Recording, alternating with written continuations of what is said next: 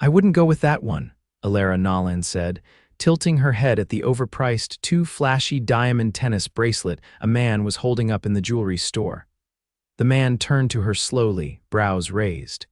He was tall, sharp-jawed, and dressed in a simple black coat over a crisp white shirt.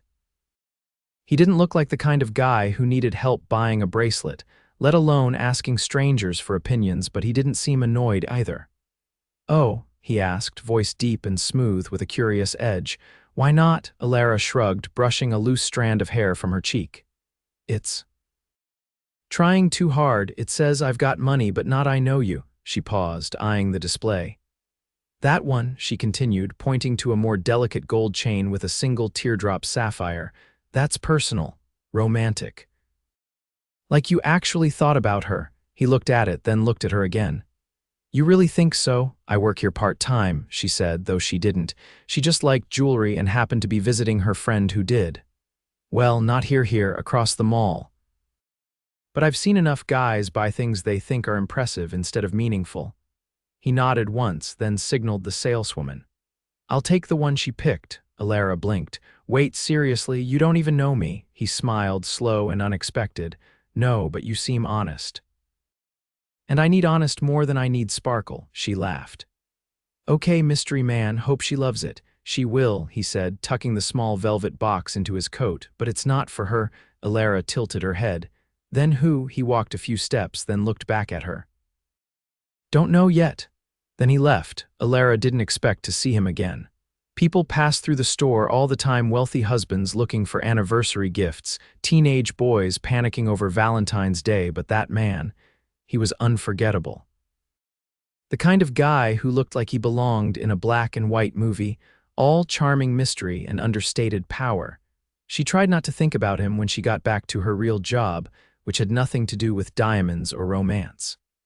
Her shift at the bookstore 2 doors down was slow, like always. But halfway through restocking the romance section, a low voice behind her said, "You were right." She spun. "Okay, you're officially stalking me," he grinned. "Not quite. I had a meeting nearby, in a bookstore in the building." "Uh-huh," he held up a paper bag. "Thought you might want lunch, as thanks for your help." She hesitated, then glanced at her register. "I have a break in 5. "Perfect." They sat on a bench outside the mall. He handed her a sandwich turkey pesto, her favorite, though she hadn't told him, and a bottle of sparkling water. "Okay," she said, taking a bite. "So what's your deal?" He glanced sideways at her. "You're direct." "I don't like wasting time," he nodded. "I'm Xander Flint, Elara Nolan." He smiled at her name like he liked the sound of it. "I run a company." "What kind?" "Tech." "Mostly AI and cloud architecture." She blinked. "So like apps?" He laughed. "No, think bigger." She raised a brow. "You're being vague." "I'm being honest. You said you liked that." She narrowed her eyes. "You're not some weirdo pretending to be rich, are you?" "No," he said, amused. "I'm a billionaire pretending to be normal." She choked on her water. "Wait, you're serious?" He nodded. She stared at him. "You're not joking?" "Nope, you're a billionaire." "Yep. Why were you in a mall jewelry store?" He leaned in slightly. "Because I wanted to meet you." Her heart skipped. "What?" "I saw you helping an older woman with her bags outside. You had this light, then you walked inside and I followed you in. I made up the gift thing." She blinked. "You were never buying a gift." "No. I just wanted a reason to talk to you." Her stomach fluttered. "That's insane." "Maybe, but I'm not wrong about you." She shook her head, stunned. "You don't even know me." "Not yet," he said, voice low, "but I want to." From that moment on, Xander didn't disappear. He showed up at the bookstore again the next day, and the day after that. He brought coffee, asked about her favorite authors, listened when she told him about her dream of opening her own literary cafe. He never bragged, never flaunted his money, but she started noticing things: the driver who dropped him off in a sleek black car, the watch on his wrist that probably cost more than her rent, the way people in suits nodded at him like they knew exactly who he was. He asked her out on a real date the following Friday. "Elara," he said, standing at the register just before closing, "come to dinner with me." She hesitated. "Like a fancy dinner?" "Very." She narrowed her eyes.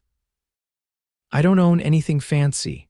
"I already took care of that," he said, and nodded toward the corner of the store where a garment bag hung on the coat rack with her name on it. Her mouth fell open. You bought me a dress. He stepped closer, his voice low. I bought you 10. My assistant picked the one she said you'd love most. She blinked. You're insane. No, he said, gently brushing a strand of hair from her cheek. I just know what I want. And what's that? She whispered. You. The dress was deep navy, soft and elegant, and fit her like it was made just for her. A car picked her up at 7, and when she stepped into the rooftop restaurant overlooking the city skyline, Xander was already there, waiting at a table lit by soft candlelight and surrounded by white roses her breath caught. You look. He stood jaw tight as he took her in. Beautiful, she smiled. You're not so bad yourself. Dinner was perfect. They talked for hours about their childhoods, their fears, their dreams. He told her about building his company from nothing, about losing his parents young, about how hard it was to trust people once he had money. I don't care about the money, she said. I know, he said. That's why I'm here. By the time dessert came, she realized it wasn't just attraction. She was falling hard, and he was, too. After dinner, he walked her to the edge of the rooftop, the city lights sparkling below them. You've changed everything, he said quietly. She looked up at him. How? I've had every luxury, every success, but nothing ever felt like this. Like what? Like home. She swallowed hard. Xander. He leaned in just enough to whisper, I don't want this to be temporary. Then he kissed her, and the moment their lips touched, she knew this wasn't a fling, this was the beginning of everything. Rain slid down the glossy windows of the town car as Elara leaned back against the leather seat, her fingers curled around the edge of her coat. The city blurred outside, headlights casting golden streaks across the wet pavement. She wasn't used to being driven anywhere, let alone home from a rooftop restaurant that probably required a reservation weeks in advance. But everything about Xander had a way of rearranging her expectations. When she reached her apartment building, the driver stepped out before she could touch the handle. He opened the door with a practiced nod, handed her a small box with a silver ribbon, then returned to the driver's seat without a word. Elara turned the box over in her hands. Inside was a hardcover edition of a novel she'd mentioned once, briefly, in passing, something she'd read as a teenager but never owned. Dog-eared copies were hard to find. This one was pristine, first edition, with a handwritten note tucked inside the front cover. I don't collect rare things. But I do notice them when they're one of a kind. She closed the book, pressed it against her chest, and stood there on the curb, water curling around her boots, trying to breathe through the tight ache building in her ribs. The next morning, she opened the bookstore alone. Her co-worker Mia had called in sick, and Elara didn't mind the quiet, but the stillness didn't last. At 10 sharp, a man in a charcoal three-piece suit stepped inside, scanned the shop, then approached the counter with a clipped, polished air. Elara Nolan, she nodded slowly. I'm Mr. Flint's chief legal officer. He asked me to deliver these. The man placed a folder on the counter. He's interested in assisting with your business venture. He believes in investing where potential meets passion. She opened the folder and froze. It wasn't just an offer, it was a fully laid-out proposal, financial backing, property options. A detailed plan to convert a historic building into a cafe-bookshop hybrid. Her name was at the top of every page. I didn't ask him for this, she said quietly. He knows. But he believes you deserve more than waiting for the right time. I can't take this. It's too much. The man gave her a look that was more knowing than judgmental. You should tell him that. He left before she could reply. That evening, Elara didn't wait for Xander to show up. She took the train across the city to the address listed in the proposal. It turned out to be a glass tower that touched the clouds. The doorman didn't hesitate when she gave her name. The elevator opened into a penthouse that looked like it belonged in a museum, floor-to-ceiling windows, marble floors, and a grand piano that caught the dying light like it had been carved from black water. She found him standing at the window, sleeves rolled, glass in hand. You sent your lawyer to bribe me, she said by way of greeting. He turned, one brow lifting. I sent my lawyer to open a door. I didn't ask for a door. No, he said, walking toward her slowly, but you told me what you wanted, and I listened. She crossed her arms, chin lifting. I don't want to be someone you fix. His expression shifted, something deeper flickering behind his eyes. You think that's what this is? I don't know what this is. You drop into my life, turn everything upside down, and now you're trying to buy my future. I'm trying to be part of it, he said, voice steady, but I can't do that if you keep pretending this doesn't matter. She exhaled, her voice softer. It matters. That's the problem. He stepped closer, gaze locked with hers. Then let it. I don't want to owe you. You wouldn't. This isn't a deal, it's a gift. She hesitated. Why me? His answer was immediate. Because you're the first person I've met in years who doesn't see me as a transaction. She looked away, uncertain. It's a lot. I can take it slow, he said, brushing his fingers lightly against hers. But I won't apologize for wanting you to have everything you've dreamed of. She pulled her hand back, not unkindly. I need time, he nodded. Then take it, but don't disappear.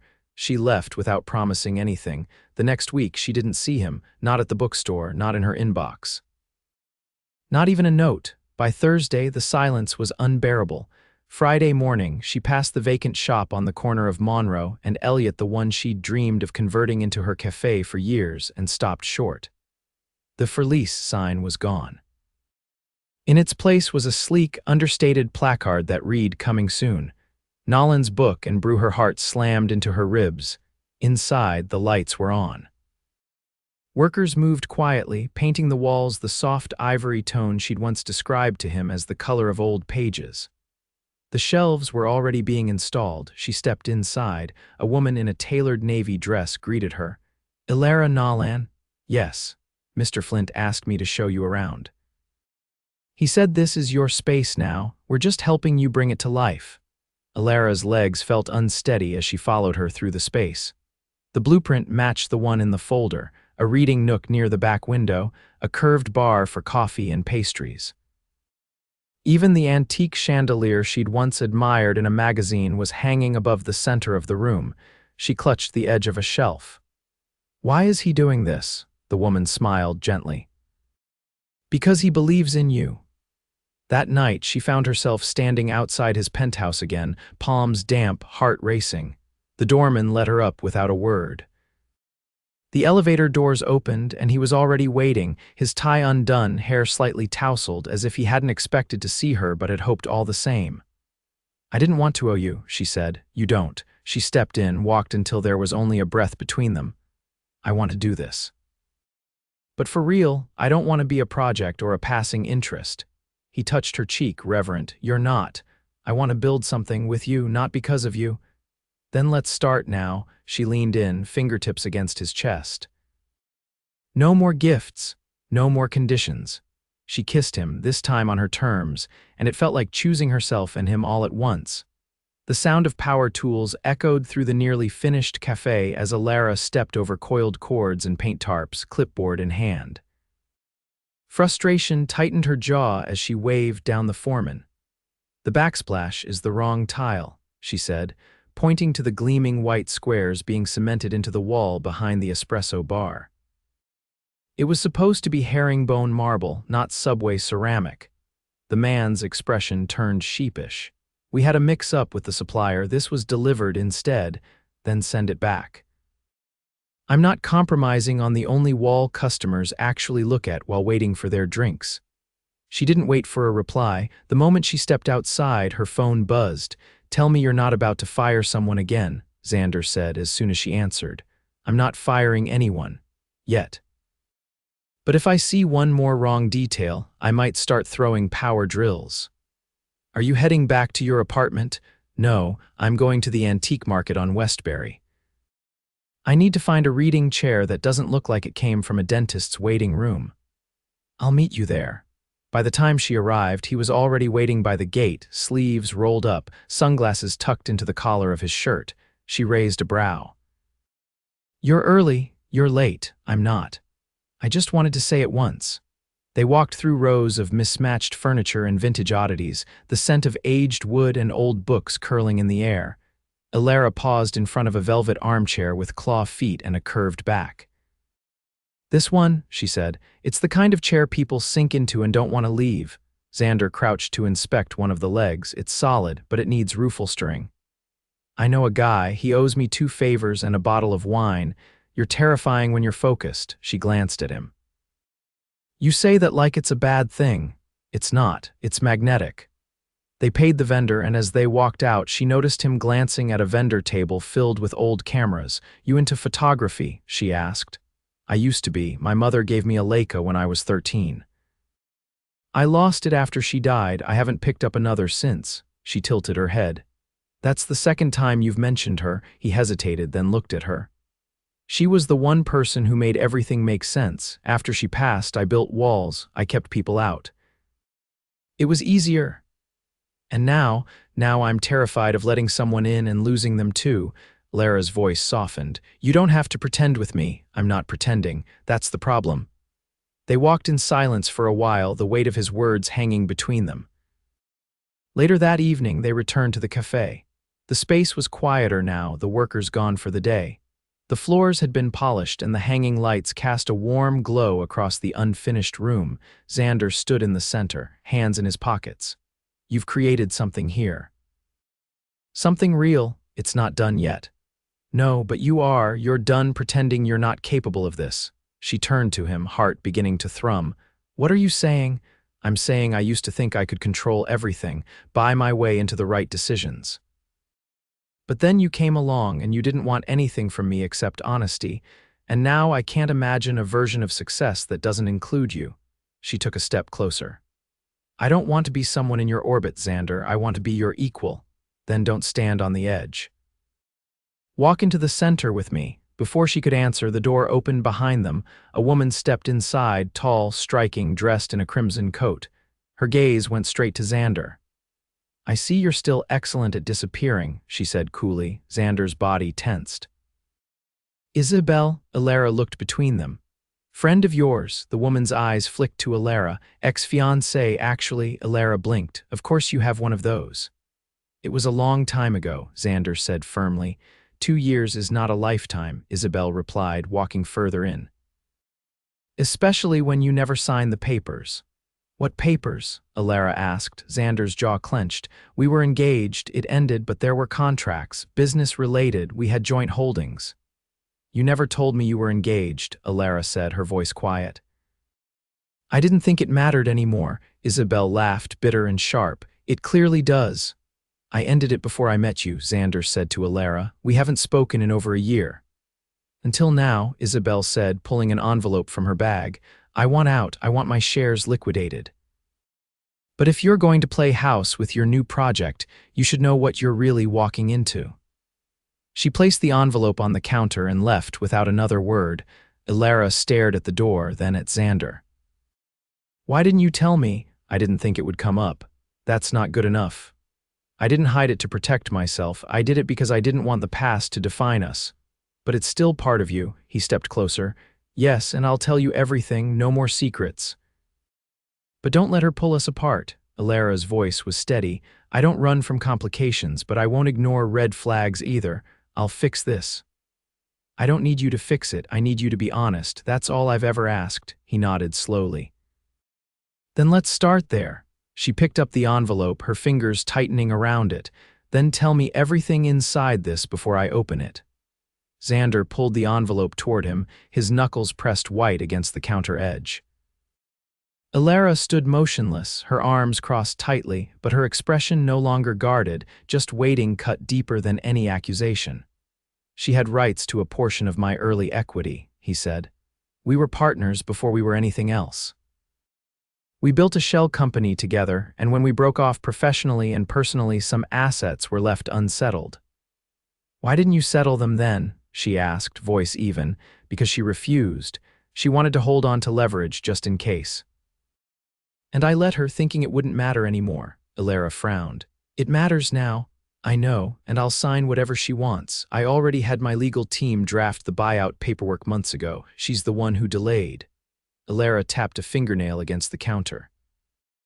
You should have told me the moment she reappeared. I didn't want to bring her into this space, into something that finally felt untouched by all of that. Xander. She hesitated, her tone softer now. This place, this thing between us, it has to hold up when it's touched by everything. Not just the parts that are easy, he exhaled, nodding once. You're right. She stepped forward, picking up the envelope again, but this time she handed it back to him. Handle it, cleanly, transparently. Then we move forward, I will. And if she doesn't walk away quietly, I'll make sure she does. That night, he drove her home. Neither of them spoke much. The silence wasn't tense, it was the kind that followed a storm, heavy but clearing. The next morning, Elara stood in the cafe again, early sunlight slipping across the floorboards. The velvet reading chair had arrived, freshly upholstered in a warm ochre tone. She ran her hand along the curve of its back, watching a young woman set the pastry display in place. "You're Elara, right?" the woman asked, adjusting a tray of croissants. "Yes, I'm Celine. Xander said you'd be finalizing the menu today. He brought me on from his restaurant group to help with setup." I didn't know he owned restaurants, only a few, mostly in Europe. "Quiet investments," Elara blinked. "Of course," Celine laughed. "He doesn't like attention, but he's generous in a way that doesn't feel like a performance." Elara gave a small nod. "That's the part I'm trying to trust." Hours later, she stepped outside for air and found Xander leaning against the driver's side of his car, sleeves rolled, tie loose, somehow managing to look both exhausted and completely in control. "I signed everything," he said without preamble. "Isabel has no claim to me or the company anymore. It's over." Elara studied his face. There was no triumph there, no bitterness, just finality. "She won't come back, she has no reason to, and if she does, I won't open the door again." She nodded once. "Good, I want to show you something," he said, gesturing to the passenger seat. She raised a brow. "Do I need a passport?" "Not yet." They drove for nearly an hour, winding out of the city and into the hills. When he finally pulled off the road, they stood at the edge of a field, overlooking a small, two-story building nestled against the trees. It was a stone cottage, ivy climbing one side, windows framed in dark wood, with a wraparound porch that looked out over a quiet lake. "It used to belong to my grandparents," he said. "I bought it back last year, but I've never brought anyone here." Elara stepped onto the porch, her breath catching. "It's beautiful. I want it to be ours." She turned sharply. "Xander, not a gift, a decision. Together, we finish the cafe. We build a life. You bring the books and the fire. I bring the bricks and the roof." She stared at him, unsure whether to laugh or cry. He stepped in front of her, hands loose at his sides. "I've spent my life measuring success in milestones, valuation, exits, acquisitions. But the only thing that's made me feel like I've actually done something right is you." Her voice broke. "I'm not perfect. I get angry. I overthink. I don't always trust easily." "I don't want perfect," he said. "I want real." "I want you." She pressed a hand to his chest, feeling the steady beat beneath. "Then stop trying to impress me," she whispered. "You already have." He leaned in, forehead resting against hers. "Come with me." To where? To always. The next morning, Nolan's Book and Brew opened its doors to a line that wrapped around the block. Elara moved between tables, giving directions, adjusting the playlist, hugging regulars from the bookstore who had come to show support. A bouquet of wildflowers sat near the register, no note, but she didn't need one. She knew who they were from by noon. The reading nook was full. The espresso machine hissed, the floor bustled, and the space that once existed only in her imagination now pulsed with laughter and conversation. Later that evening, as the final customers trickled out, Xander walked in wearing jeans and a t-shirt with paint still on his forearm from touching up the cottage walls. "Can I borrow a book?" he asked. "You don't need to ask." "I do tonight," he said, holding up a small velvet box. "Because I'm also asking something else," she blinked. "What?" He opened it, a sapphire set in a gold band, not flashy, not loud, just right. "Will you build a life with me, not just a business, a real one, messy, loud, ours?" Her breath caught. "Yes," she whispered. He slid the ring onto her finger, and when he kissed her, it wasn't a rooftop fantasy or a perfect moment from a storybook. It was the start of their truth. She had helped a stranger pick a gift once, and somehow, in the most unexpected way, she'd ended up being the one he chose instead. The spring wind danced through the open windows of the cottage, carrying with it the scent of pine and distant rain. Elara stood barefoot in the kitchen, flour dusting her forearms, her hair loosely tied back as she rolled out dough on the marble island. The radio hummed quietly in the background, something vintage and warm. Outside, Xander's laughter rang out as he adjusted the hammock between two trees, calling over his shoulder to someone she couldn't see yet. She pressed her palm to the dough and turned toward the door just as a tall man with sandy hair and a crooked smile stepped inside, ducking slightly beneath the low beam. He carried a wooden toolbox and a thermos tucked beneath his arm. "You must be Elijah," Elara said, brushing her hands on a towel. He grinned, wiping sweat from his brow. "And you must be the woman who got Xander to stop wearing cufflinks. He still wears them," she said, smiling. "Just not on weekends." Xander followed a moment later, tossing his jacket onto the hook by the door. "Elijah's a carpenter. He worked with my grandfather years ago. Offered to help restore the wraparound." "I didn't realize your family had people who stuck around," Elara said, her voice softer now. "Some do," Xander answered, glancing at Elijah. "The ones who matter." Elijah popped open his thermos. "I brought the plans. Thought you two might want to see the porch sketches before I start pulling up planks." They gathered around the small dining table, the scent of rosemary focaccia blooming from the oven. Elara leaned over the papers, her brow furrowed in concentration. "This curve here," she said, pointing to a segment of railing. "Can we add a bench inside the nook? Somewhere people can sit with a book and a cup of tea." Elijah nodded. "Easily." Xander leaned in, his arm brushing hers. "You're better at this than you think." "I'm not trying to be perfect," she said. He glanced at her sideways. "You're not. You're just building something that lasts." After Elijah left, the clouds rolled in, thick and blue-gray, and thunder rumbled low across the hills. They curled together on the couch, the fire crackling behind them, her feet tucked beneath a blanket he'd pulled from the cedar chest in the hallway. "Did you ever imagine this?" she asked. He looked down at her, his voice low. "Imagine what?" Stillness. He pressed a kiss to her temple. "Not until I met you. Before that, it was always about the next deal, the next win. I didn't know how to stop. You didn't just slow me down, Elara. You made me want to stay still." She rested her cheek against his chest. "I don't want a life that's always chasing something. I want one that means something. You've already built it. You just let me be part of it." Rain began to fall in soft waves against the windows, the storm steady but gentle. They sat there for hours, talking about nothing and everything, the color they'd paint the upstairs loft, the travel memoir she wanted to write someday, the names they liked if they ever had children. "I want a daughter," Xander said suddenly, his voice roughened by emotion. "One with your eyes and your fire." Elara looked up at him. "And if we don't have one, then I'll still be the luckiest man alive." They spent the next few days weaving their lives together in small, perfect ways. He learned how to make her favorite lemon scones without setting off the smoke alarm. She figured out how to fix the espresso machine he'd insisted on installing in the kitchen, despite never drinking coffee himself. They hosted their first dinner on the porch once Elijah finished the restoration, an intimate gathering of her old bookstore friends and his small circle of longtime allies. At one point during the evening, as the candles flickered and the crickets began their nightly chorus, Elara caught Xander watching her. He wasn't saying anything, wasn't trying to draw attention. He just looked at her like she was something rare, something he still couldn't quite believe was his. Later that night, she found him in the garden, hands in his pockets, his gaze turned upward toward the stars. "You should come look," he said as she approached. She slid her hand into his.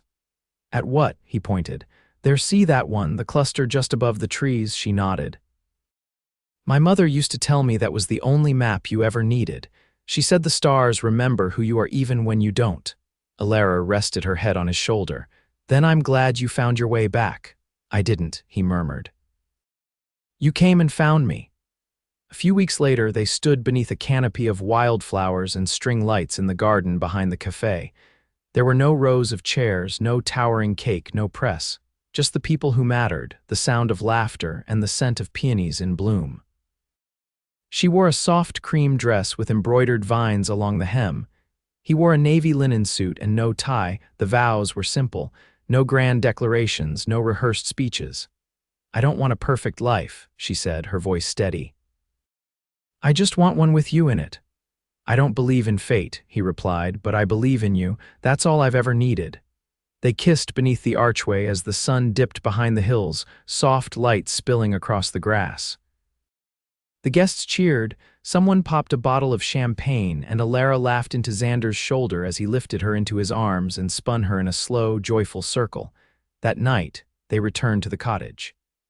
No jets, no penthouses, no photographers waiting at their door. Just the sound of the lake lapping against the shore and the quiet hush of a future unfolding. Elara stood at the window, watching the moonlight dance on the water. Xander wrapped his arms around her from behind, his breath warm against her skin. "You happy?" he asked. She turned in his arms. "I'm whole." Much later, after the world had gone still and the fire had died to embers, she whispered into the hush of the room, "Tell me something you've never told anyone." He brushed his fingers down her spine. "I used to believe I was only valuable when I was winning. But now I know the truth." "What's that?" "I was only waiting for someone to love me even when I wasn't." Her eyes stung. "You'll never have to wait again." He pulled her closer. And in the quiet of their forever, they slept wrapped in each other, the storm long gone, the world exactly as it was always meant to be with them together.